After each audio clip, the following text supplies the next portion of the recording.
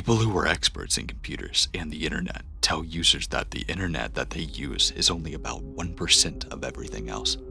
As for the other 99%, well, let's just say the majority of the stuff there is nothing you should browse for. Don't do any of the stuff that I tell you about. Don't research about it either. And don't even consider doing anything regardless of this at all. It's best to learn from those who have already been there. You should think twice before you go there yourself.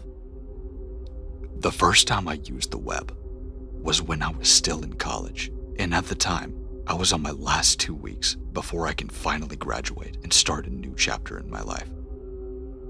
During the time of which I should have been studying for my exams, I had grown curious about the dark web. I have seen various videos of people browsing the dark web with the browser called Tor, an anonymity browser that users can use to browse the other 99% of the internet without being tracked. I often watch a YouTube channel called Browsing with Taylor as the best source of information about the pros and the cons of using the dark web. He gave tips such as the various anti-malware software, virtual machines, VPNs, and creating multiple various accounts to prevent any attacks from anyone. I used his knowledge and applied it to my own, doing everything I could to mentally prepare for this unknown digital world. On my free time, I would use websites to further my knowledge in other internet-related desktop apps and tools, such as the virtual machines. I also read more about an operating system called Tails, which is an operating system that was created by the developers of Tor and the Onion route that runs specifically for Tor for complete protection from DDoS attacks or any other internet-related hacks. As the last 2 weeks of college came to an end, I was finally stocked in information about everything in regards to the dark web and began my journey into the unknown. I installed a virtual machine to use as a trial test for these things I come across, and when I thought browsing through the virtual machine was safe enough, I went ahead and installed Tails. After 10 minutes of installing and setting up Tails, I explored every feature the operating system had to offer me. I knew at that point that I was safe enough to browse the internet using what some of these dark web experts have explored, so I did. From the virtual machine, I opened up Tor, and as an experiment, I went to YouTube to search up my favorite internet guy, Browsing with Taylor. Everything seemed fine until I realized that what I searched up wasn't quite deep enough.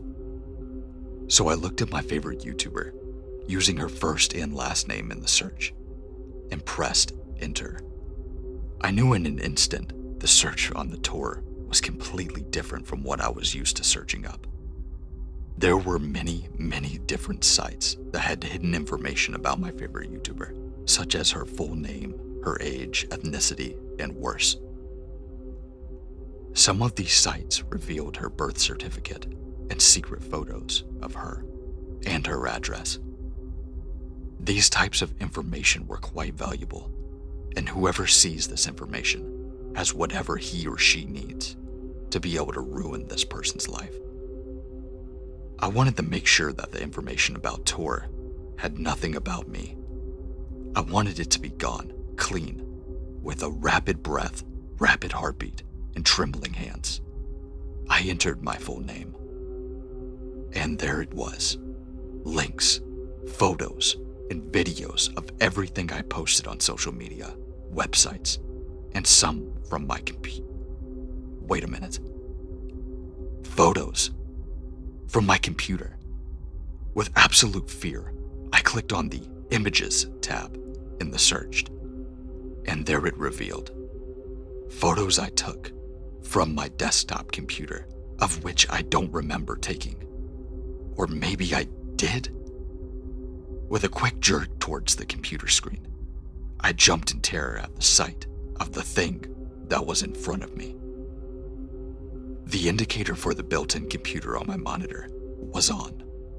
I screamed as I tried finding a way to cover myself to prevent anyone from recording my face and posting it online.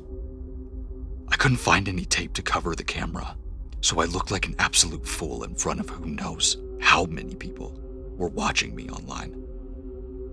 This lasted for about a minute until I heard a ping from my computer.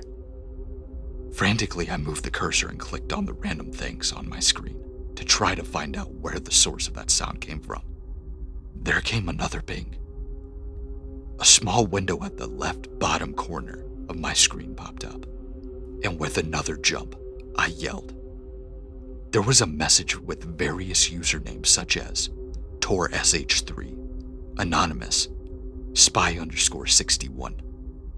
The message said, as I read with fear, "Quite a show you put on for us." Below that was another message that said, "Too bad you found out about this now. Now the show is officially over." There was a reply box at the foot of the message box. I typed in a reply, which I was about to say, "What show? Why are you watching me?" But I was interrupted with a voice on my computer, which I, once again, jumped to. The voice was deep, but audible. It said, "We've been watching you for a couple of years now. As much as we wanted to watch more about you, you discovered our hiding spot." I was about to type in a reply again to the anonymous users, but the same voice said, "No, don't type it out. For God's sake, just speak." I thought to myself. I replied with my trembling voice, You can hear me?" "Well, duh. How can we watch something so interesting without some of the sweet, clear audio?" said the voice. "This is dumb. Why did I do this?" I asked myself.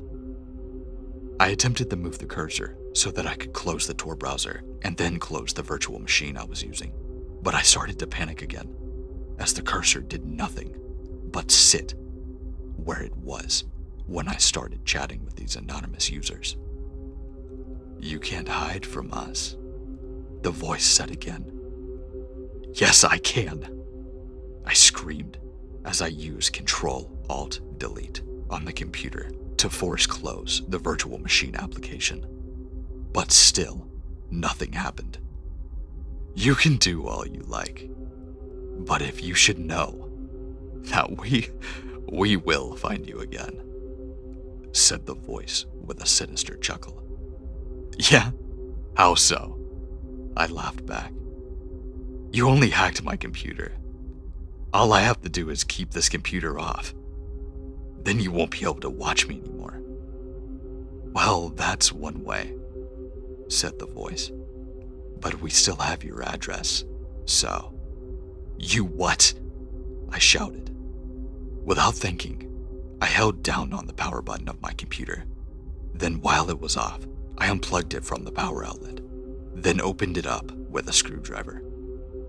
I used the tool again to unscrew every component in the computer and piled it with other parts.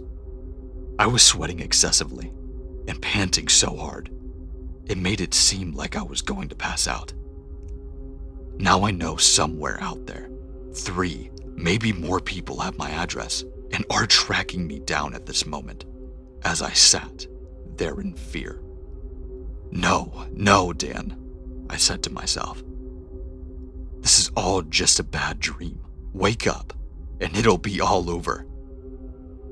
I began to hyperventilate again, almost about to faint once more, but then I began to focus and think about what I should do. Call the police? Then what? Tell them that I was just browsing what was supposed to be kept secret from everyone else? Not a smart move. It needs to have been a better plan than that. Still sitting on the floor of my apartment, trembling, I thought of ways that I could handle this life-threatening situation. Then it suddenly came to me. I live in an apartment. I can move out of this and live somewhere else. I can finally be safe from whoever it was that was tracking me. Before I did anything else, I destroyed every computer component I had unscrewed and then drilled holes in them before smashing them to pieces with a hammer to reduce chances of being found.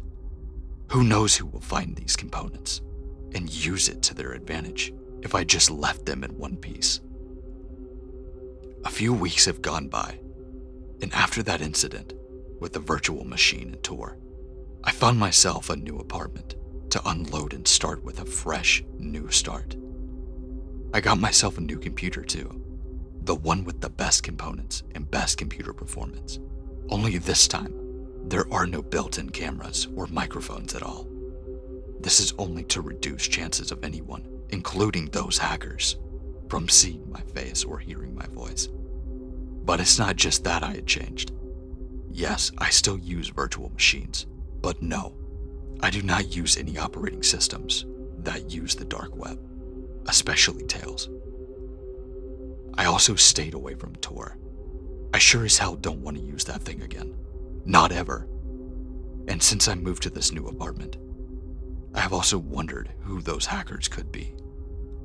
Could they have found my new address, hacked into one of my numerous fake accounts and tried to find hints to my whereabouts? They could still be looking for me, but who knows? But one thing's for sure, I'm safe. At least, for now.